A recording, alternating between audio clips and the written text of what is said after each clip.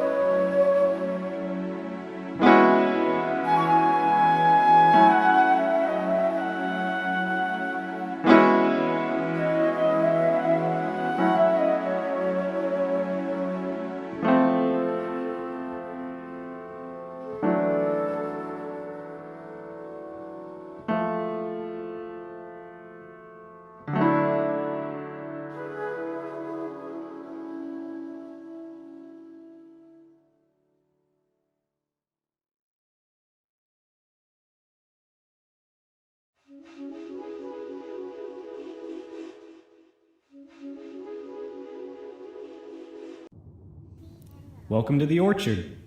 Did you know that apples have a genetic property referred to as extreme heterozygosity, meaning that alleles of a gene can be radically different from each other? That means almost always a seedling apple tree will bear fruit nothing like the apple from whence the seed came. Most apples that come from seedling trees are deemed spitters, meaning one is prone to spit them out upon tasting. However, the continual recombination of genes into new possibilities can yield visually unique, if not tasty, apples, worthy of the cider press, the pie pan, or even greater gustatory distinction. This phenomenon also allows the apple to easily adapt to new environmental conditions. A seedling apple tree may have the ability to thrive in an ecosystem where the parent trees could only cope. Wherever the apple tree goes, its offspring propose so many different variations on what it means to be an apple, at least 5 per apple, several thousand per tree, that a couple of these novelties are almost bound to have whatever qualities it takes to prosper in the tree's adopted home. That's your apple fun fact for the day. That's really cool. Do you have any other fun facts? Yes! Artificial banana flavor tastes nothing like the current Cavendish banana, so many people assume that it's based on the Gros Michel banana, which was almost wiped out by a fungus in the 20th century. However, it actually wasn't based on the Gros Michel banana, rather just the compounds found in bananas. Later on, people tested the flavoring against the Gros Michel banana and found them to be really similar. So really, the Gros Michel banana tastes like artificial banana flavoring.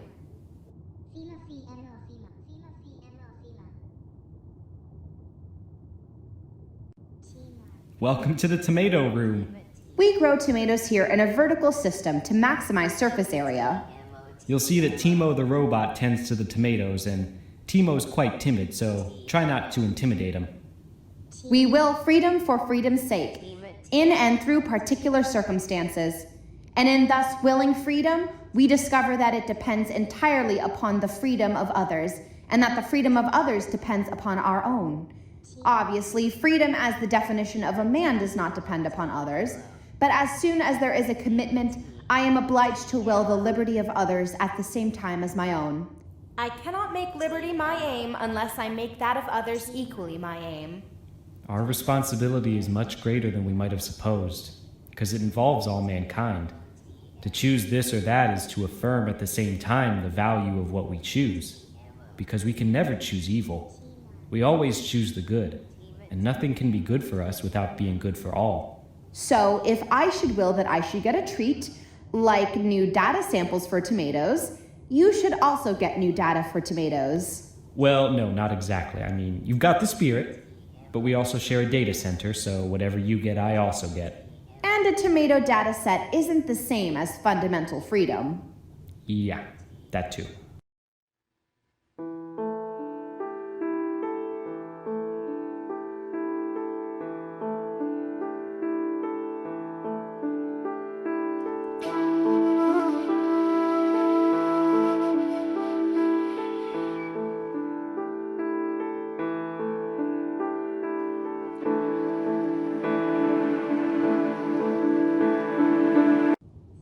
Offering sanctuary is a revolutionary act. It expresses love when others offer scorn or hate. It recognizes humanity when others deny and seek to debase it. Sanctuary says we rather than I.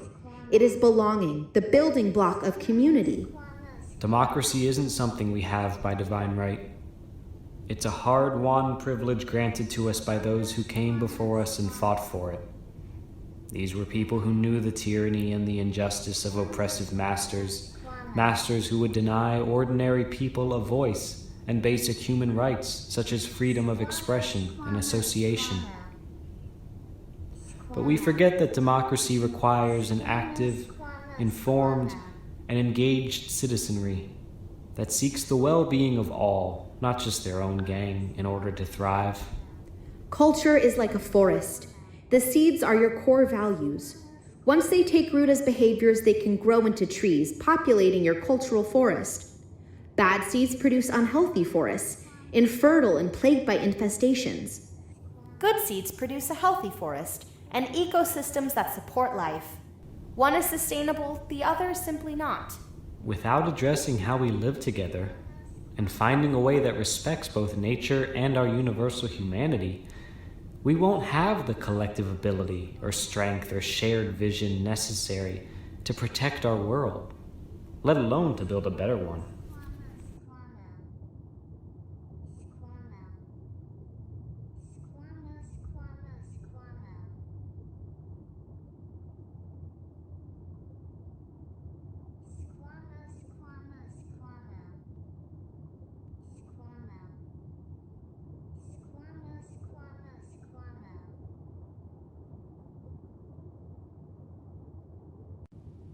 Offering sanctuary is a revolutionary act.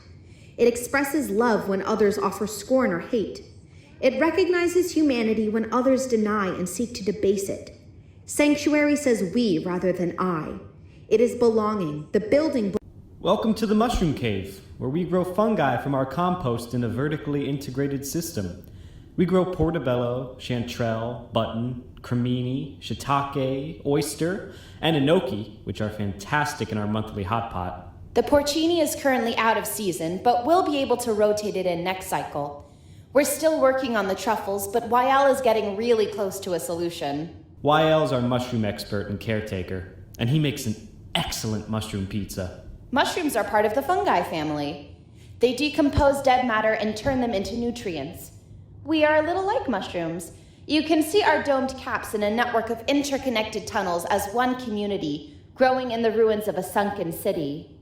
The largest living organism is actually a honey fungus. It measures 2.4 miles across the Blue Mountains in Oregon.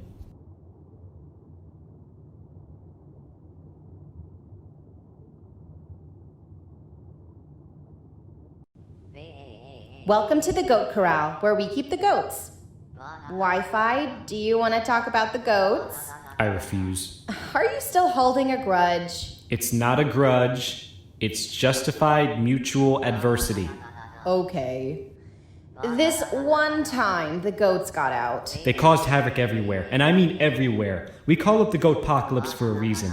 They actually chewed through my power cable, through the server case, which is pure metal, and then ate some of my hard drive. And here's the real insult. They peed on one of my sensors. Now that was pure spite. I mean, you have to ask, why? It couldn't have tasted very good. I doubt it was nutritional. There's better food in the kitchen. Because they did it on purpose, because they're evil and they don't like me. Our aim is precisely to establish the human kingdom as a pattern of values in distinction from the material world. But the subjectivity which we thus postulate as the standard of truth is no narrowly individual subjectivism, for as we have demonstrated, it is not only one's own self that one discovers in the cogito, but those of others too. Contrary to the philosophy of Descartes, contrary to that of Kant, when we say, I think, we are attaining to ourselves in the presence of the other, and we are just as certain of the others as we are of ourselves. Thus, the man who discovers himself directly in the cogito also discovers all the others, and discovers them as the condition of his own existence. So stop bullying the goats.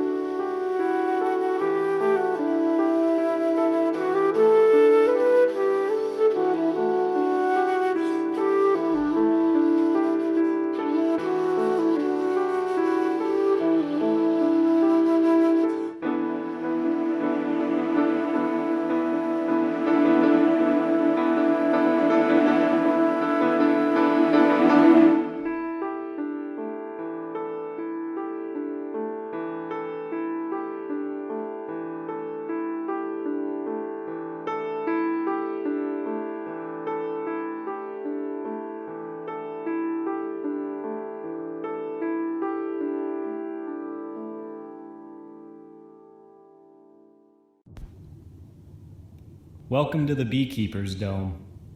We keep bees to pollinate and produce honey. We also house other insects as well in areas off the mountain. In the everlasting debate of freedom against security, there are arguments for both, depending on the time and place. Individuality should not come at the harm of others. Communalism should not come at the cost of individual liberty.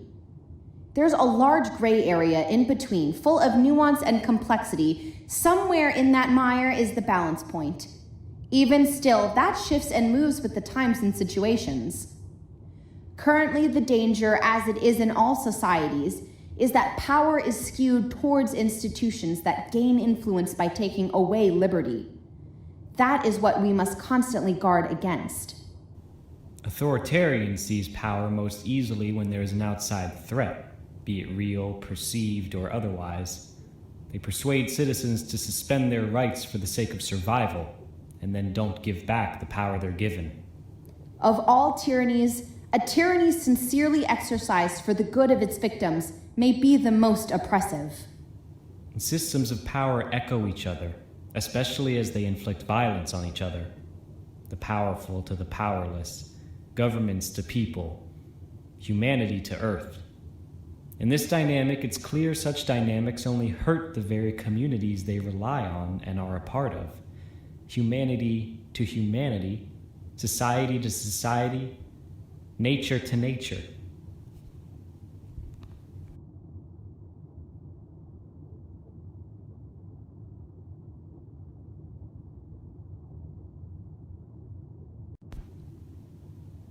Welcome to the beekeeper's dome. We keep bees to pollinate and produce honey. We also house other insects as well in areas off the mountain. In the everlasting debate of freedom against security, there are arguments for both, depending on the time and place. Individuality should not come at the harm of others. Communalism should not come at the cost of individual liberty.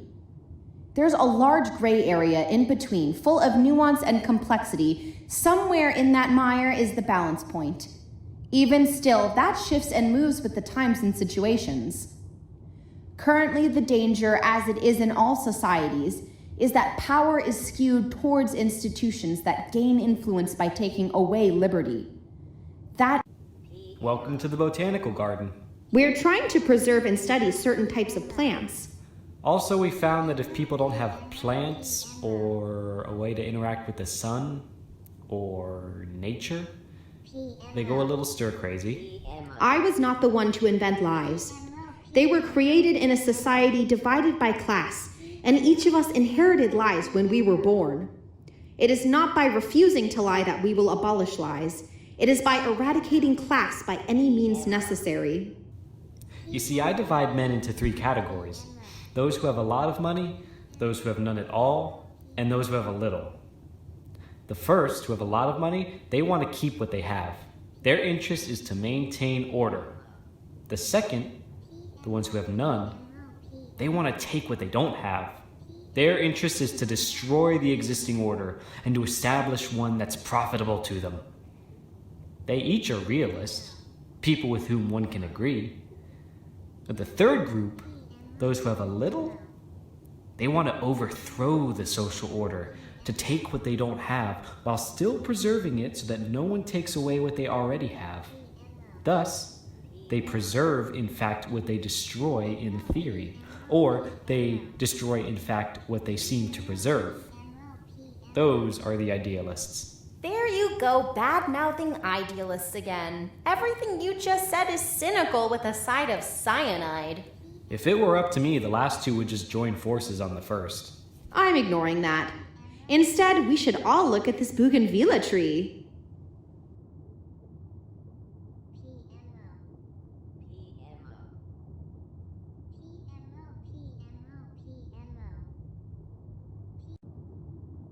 You made it to the living quarters. There are bedrooms on the second floor, but you can see the kitchen and the sitting room here.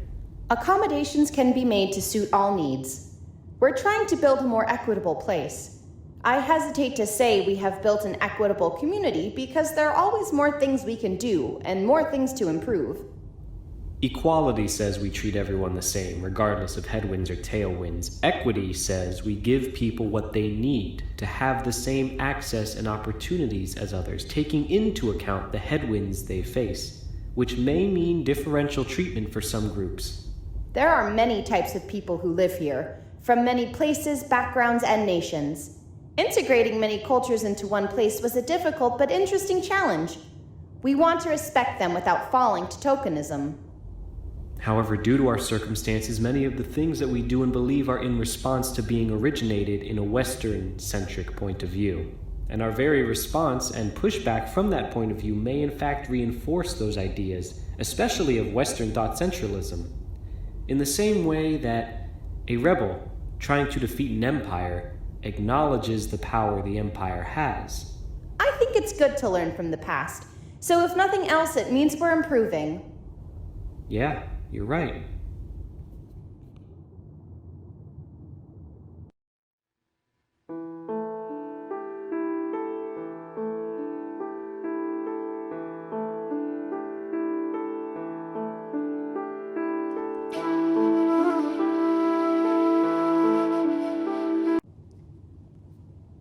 Welcome to the basketball court. Other sport arenas can be found off the mountain. National pride might be on the whole beneficent if it took the direction of emulation in the things that are important to civilization. If we prided ourselves upon our poets, our men of science, or the justice and humanity of our social system, we might find in national pride a stimulus to useful endeavors. But such matters play a very small part. National pride as it exists now is almost exclusively concerned with power and dominion, with the extent of territory that a nation owns, and with its capacity for enforcing its will against the opposition of other nations. In this, it is reinforced by group morality. To 9 citizens out of 10, it seems self-evident, whenever the will of their own nation clashes with that of another, that their own nation must be in the right, even if it were not in the right on the particular issue. Yet it stands in general for so much nobler ideas than those represented by the other nation to the dispute, that any increase in its power is bound to be for the good of mankind. Since all nations equally believe this of themselves, all are equally ready to insist upon the victory of their own side in any dispute in which they believe that they have a good hope of victory. While this temper persists, the hope of international cooperation must remain dim. In other words, national pride, much like egoism, can hinder our ability to work with others. In nationalism, the motto becomes to win rather than to do good. And pride is based in force rather than in humanity.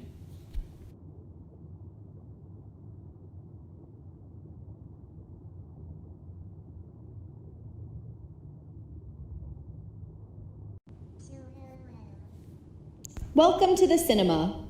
The apocalypse assumes one defining event changes history forever, globally or even universally. However, disaster doesn't affect all groups equally. Corporations continue to pollute, but those most at risk feel the results most acutely and most immediately. Many people are already living in a post-apocalyptic age, or through an apocalyptic age. An Indian named Cowboy once told a lecture hall full of Frenchmen that natives are a post-apocalyptic people. This is a transmission from a future that will not happen, from a people who do not exist. The end is near, or has it come and gone before? Why can we imagine the ending of the world, yet not the ending of colonialism? We live in the future of a past that is not our own. It is a history of utopian fantasies and apocalyptic idealization. It is a pathogenic global social order of imagined futures built on genocide, enslavement, ecocide, and total ruination. For doomsday preppers, with all of their hoarding of food and supplies, skills for hunting and violence, what they don't understand or prepare for is that surviving the apocalypse does not require violence, of man against man, of grim, dark lawlessness.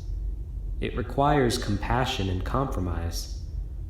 These people are always ready to do anything to survive when anything means individualism and violence in a Lord of the Flies-esque scenario. But instead, we can see survival has nothing to do with individualistic violence and everything to do with empathy and accommodation to save yourself and other people. It is a difference in thought between a willingness to destroy everything to survive and a willingness to create and live.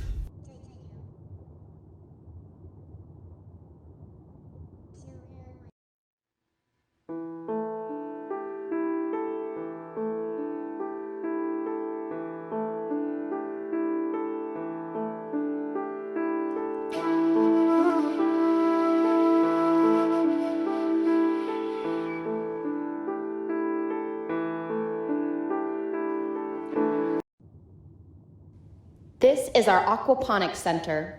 The fish and aquatic plants have been removed since Miss Rabia can't take care of them anymore. Also, they'd get lonely here at the bottom of the sea. The aquaponics center helps us produce oxygen. The system is built so that the fish fertilize the water and the plants produce oxygen to maximize our vertical space. I'm sure you're very curious about Atlantis. Annette, I know you like telling stories. You can tell it.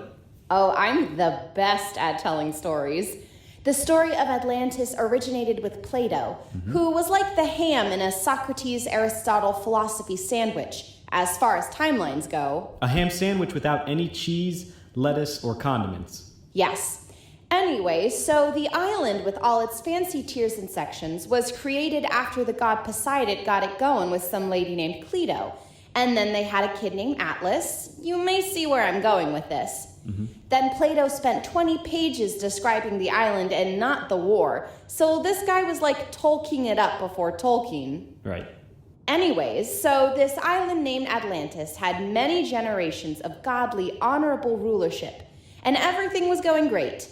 Lots of resources and space and wealth. If they had yachts back then, everybody would have 2 yachts. That's the kind of success I'm talking about. They did have boats.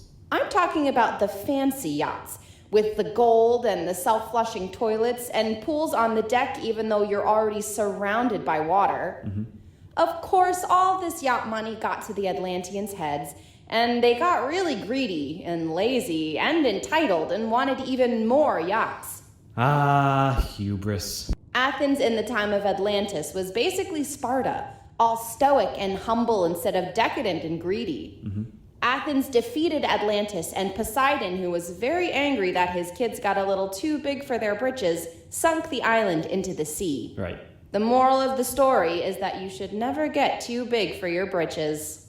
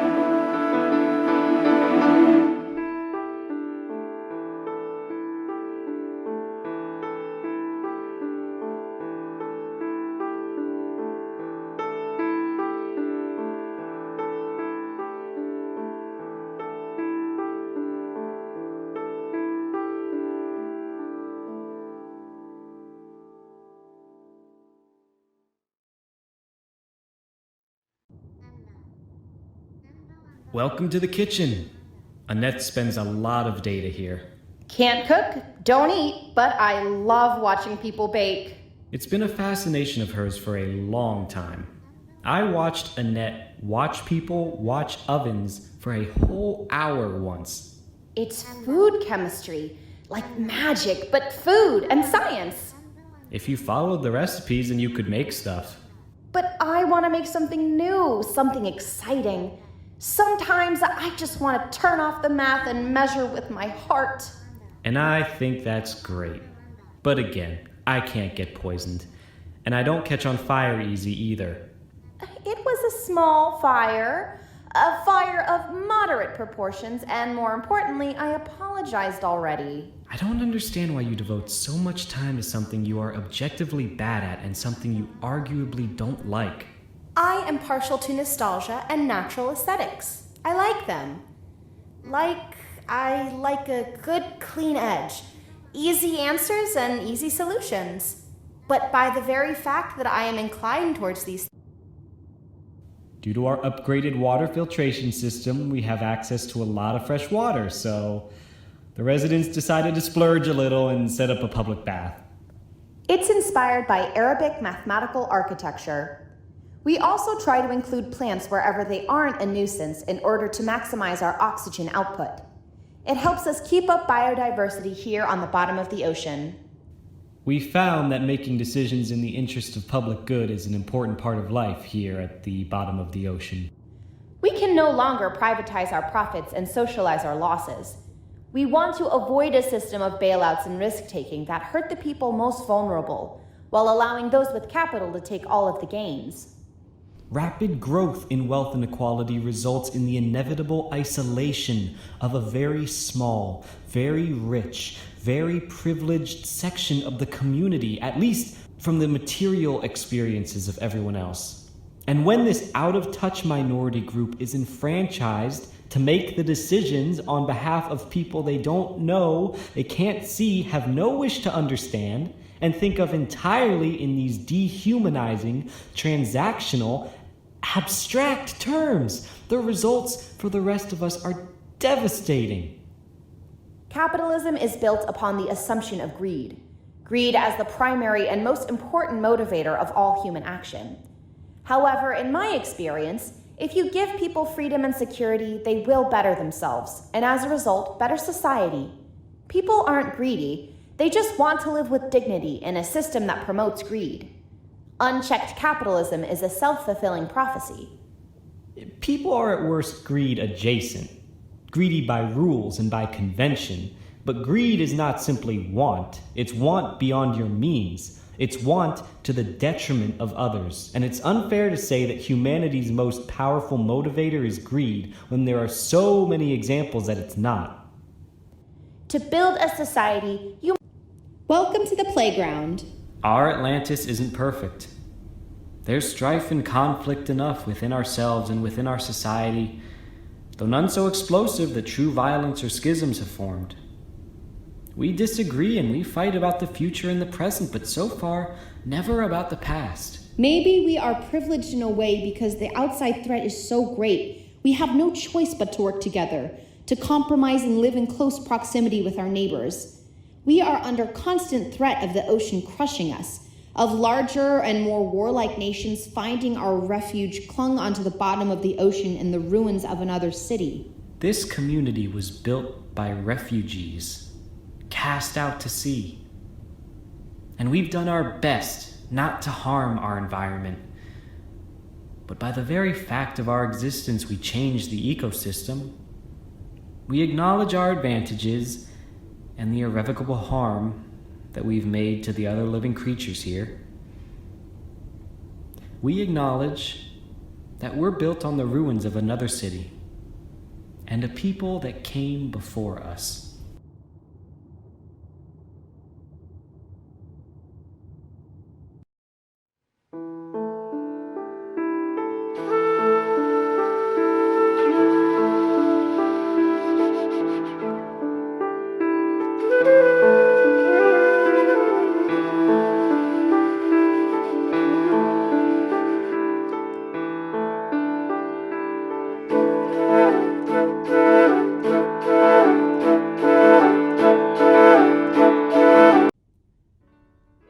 to the music room. If art is how we decorate space, music is how we decorate time. Annette makes music. Do you want to show him your latest composition? I'd love to.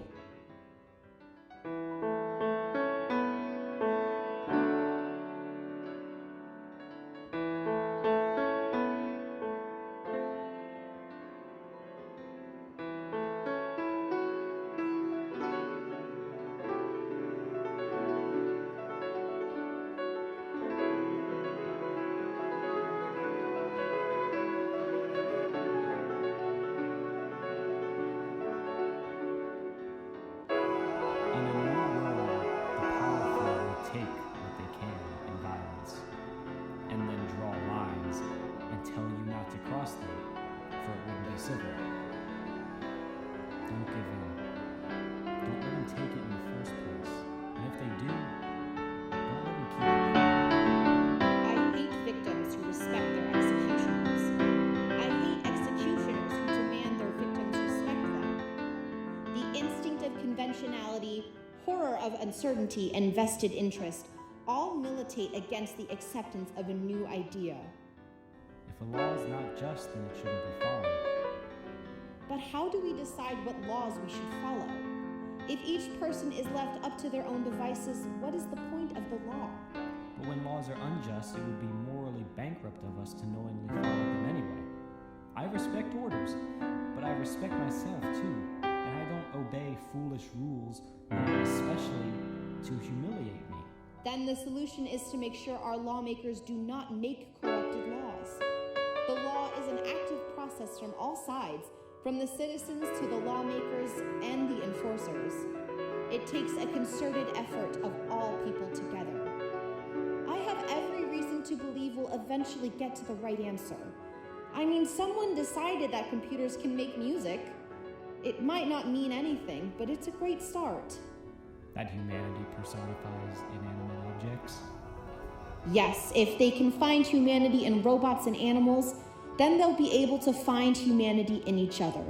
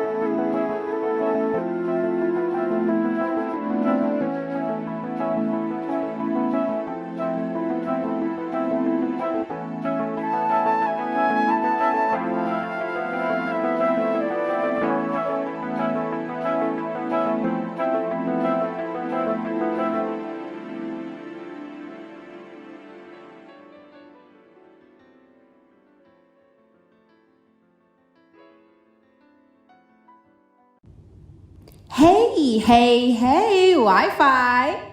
Hey, Wi-Fi. You want to hear a joke?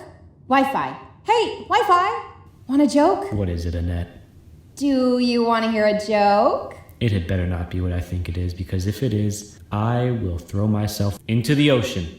And that is a very easy thing to do, so proceed with caution. It's funny. I'm sorry to tell you this, Annette, but you have a funny percentage of 12, so the odds are against you. But that just makes them so much better when the joke lands. We live in the ocean. Where is it going to land? In your face? I don't have a face. Then on your screen, with riotous applause. All right, fine. Give me the joke. Okay. Knock, knock. Annette? Just play in the space. Knock, knock. Who's there? Interrupting cow. Interrupting cow. Moo. That was a great joke. 2 out of 10. Maybe you should get your hardware checked. It was funny. Siri, play Annette out with Take On Me. No, don't. I have another one. Ugh, sweet Wikipedia. Okay. What do you get when a hipster, a YouTuber, and a bored guy walk into a bar? What? A podcast. Okay, that was kind of funny. Ha! Got him. Can we get to the actual tour stuff, or are you too busy being a comedian? I'm hilarious. The cloth motifs are based off of insect patterns, both humble and hardy, because humility is a virtue. I'm the funniest robot ever. Welcome to the artist's studio and exhibition area. Atlantis has all sorts of artists of every age and experience. You know, Wi-Fi is an artist. Stop it. They're really good. One more word and I will reboot you. Wi-Fi makes drawings of puppies. Yeah, I like puppies. Wi-Fi also has no, a comic of fishes that are best no, friends I'm not and they explore the listening. world It's not together, and one has happening. special No, powers to turn stop into a revealing pelican. everything, Annette. She is wrong. I categorically deny everything Annette is saying right now. It's a great comic. Why are you like this? You didn't think the last installment was too contrived? No, I thought it was great. I think it was very sweet and the arc was perfectly arky. It was a little cliche. But in a good way. That twist with the blind giant squid was really cool. Really? Absolutely. Aw. If I could have cried, I would have cried.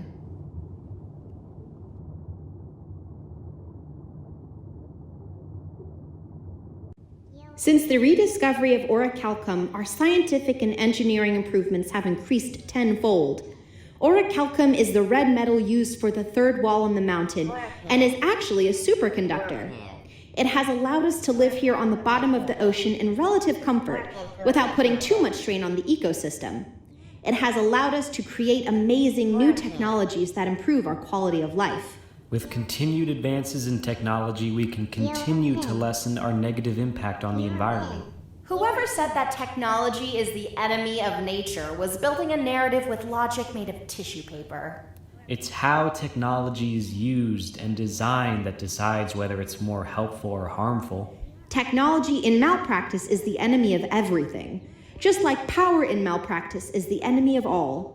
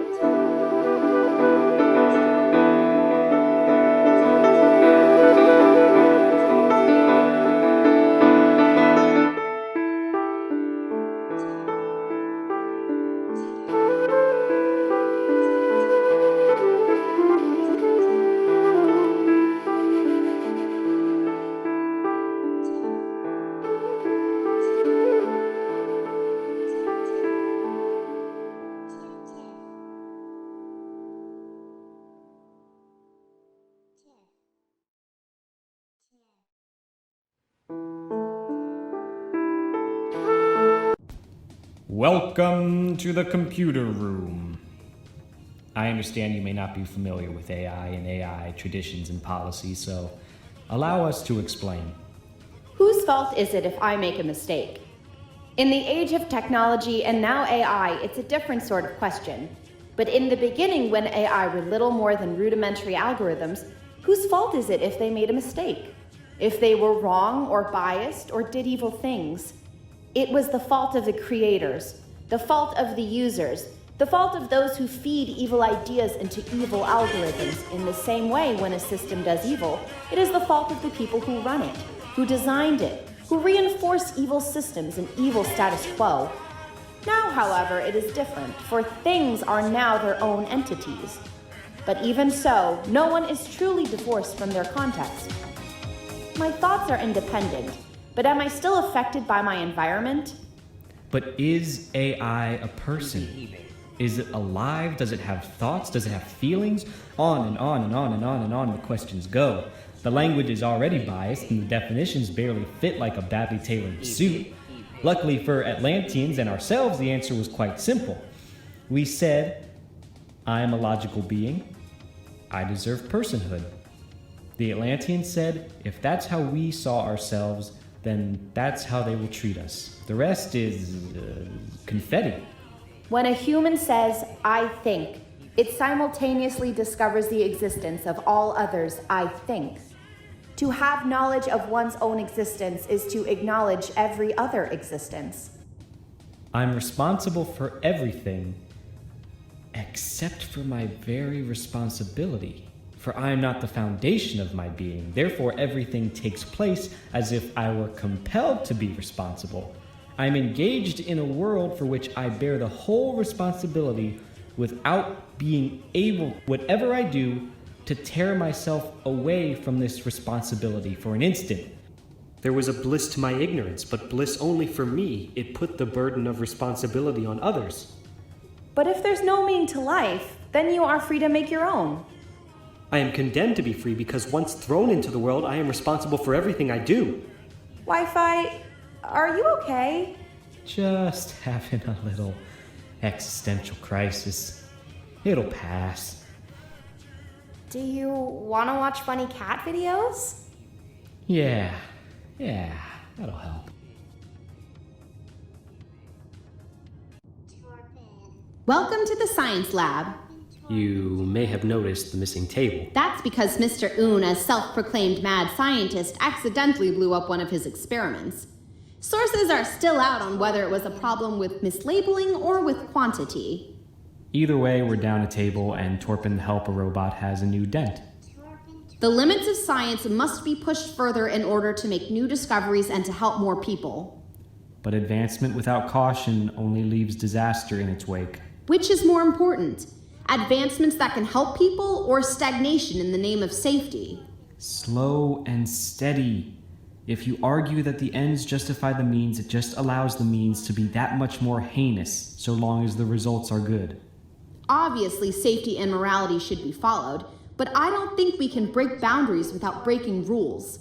I'm not arguing that we put people in danger, just that people should be allowed the freedom to experiment. Sometimes I think that scientists are too obsessed with if they can make something rather than should they make it. That's what philosophers and lawmakers and policy is for. How you use something is also a part of the making process. Yes, but once you make something, you can't unmake it. Wi-Fi, stay out of that existential hole you're about to crawl into. Yeah, you're right, I'm staying out of that hole. The reality is that here in Atlantis, we have made some truly amazing discoveries, both because of access to new materials and also because scientists are supported by a structure that allows them to explore. With these advancements, we have made life-saving discoveries. We have grown in leaps and bounds. But now we run into a dilemma. Our position in the world has changed. With this technology, we can become the very saviors we longed for. Yes, and I think Atlantis is at risk for dangerous isolationism. I mean, we are at the bottom of the ocean. To only care about ourselves and damn the rest of the world, they turn their backs on us first, but now we are in a position of power. We are in a position to help. And I think it would be wrong for us not to at least offer it. I think in times of duress, people will always rise to the challenge.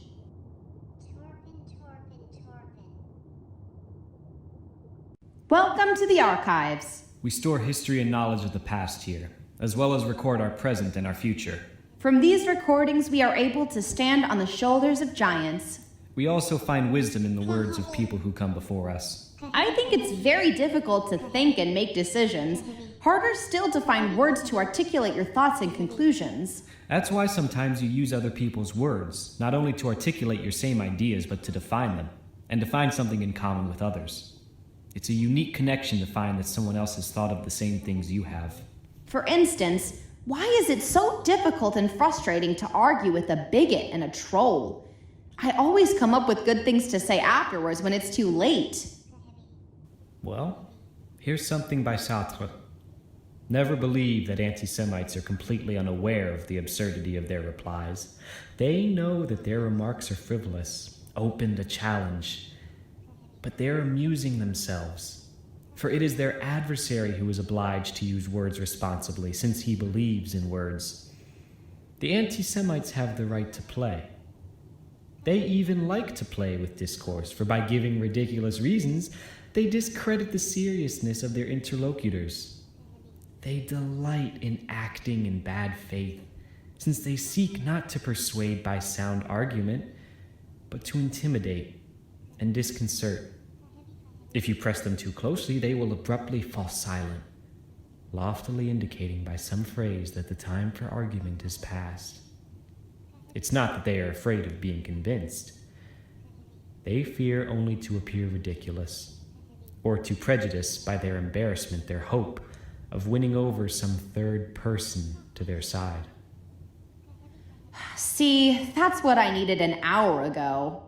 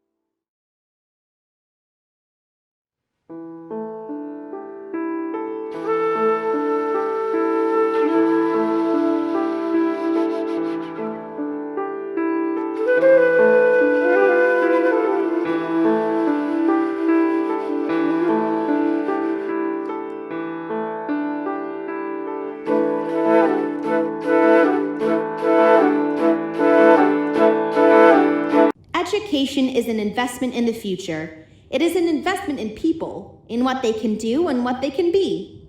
The roots of education are bitter, but the fruit is sweet. Education is the passport to the future. For tomorrow belongs to those who prepare for it today. Education is the basis of all improvements in society. It makes sure we all speak in the same basic facts, can think critically, and can solve problems. Education without values, as useful as it is, seems rather to make man a more clever devil. I can't think of any more. I win! Aha!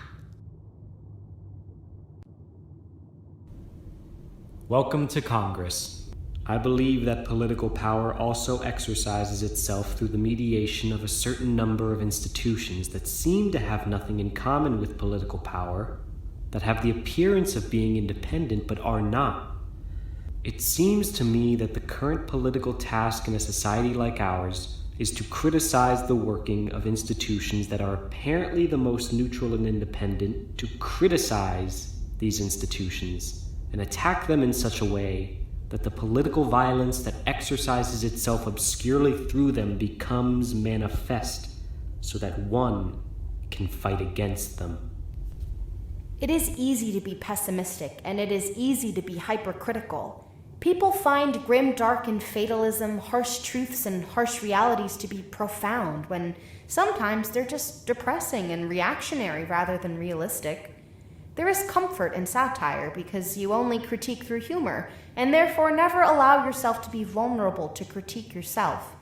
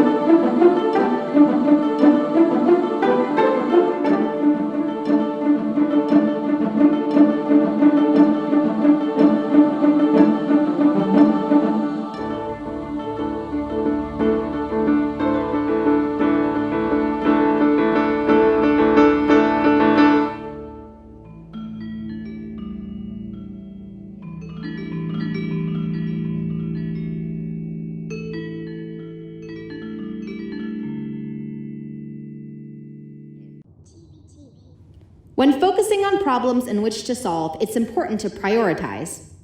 Just because some problems do not happen outside of a society does not mean they are any less real. I realize that we haven't been very positive about Atlantis, that we're trashing it a bit.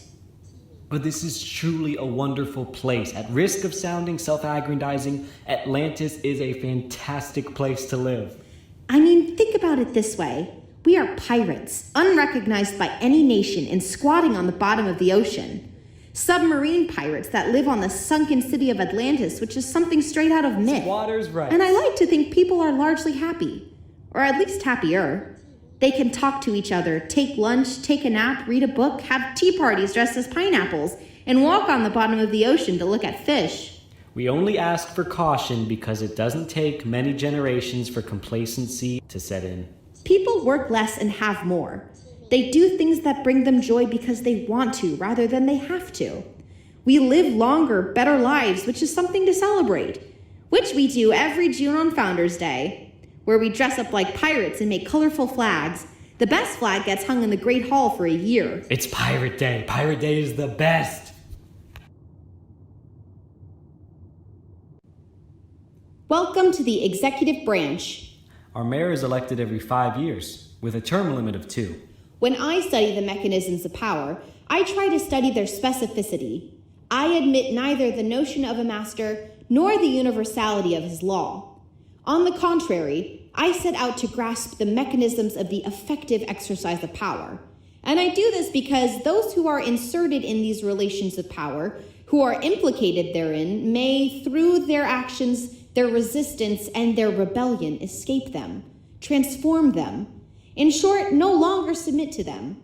And if I do not say what ought to be done, it is not because I believe there is nothing to be done.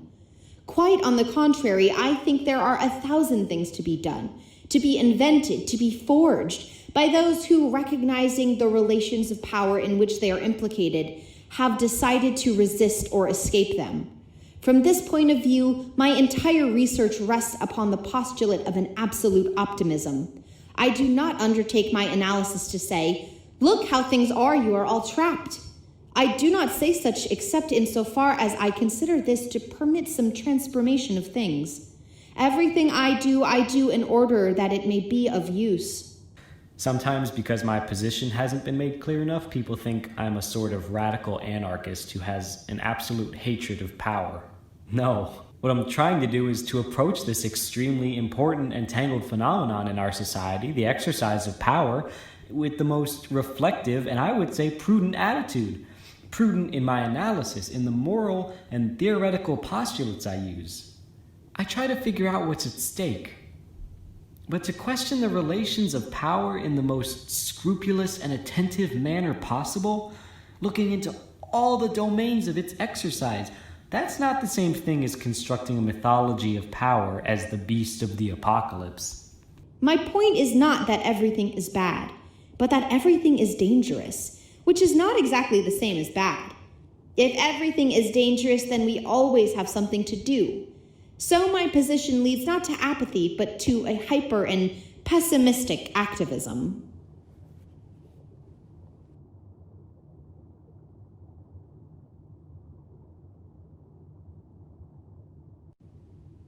Welcome to the executive branch.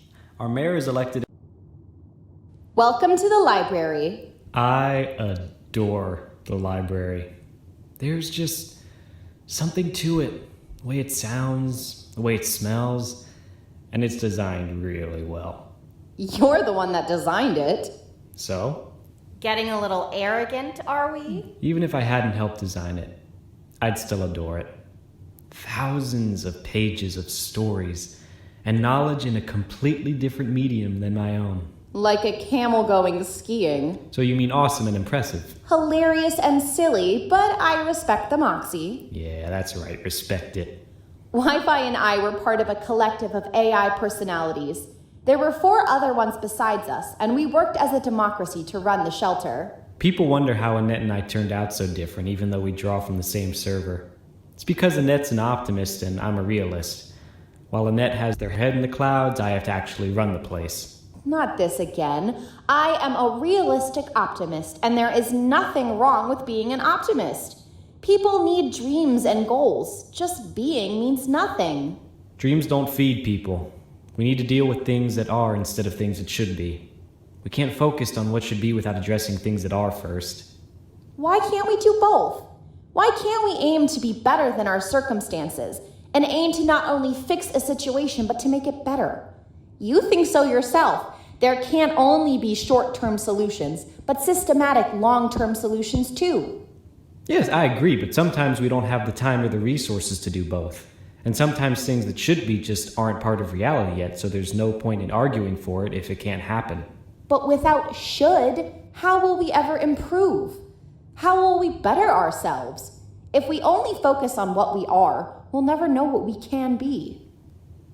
What do we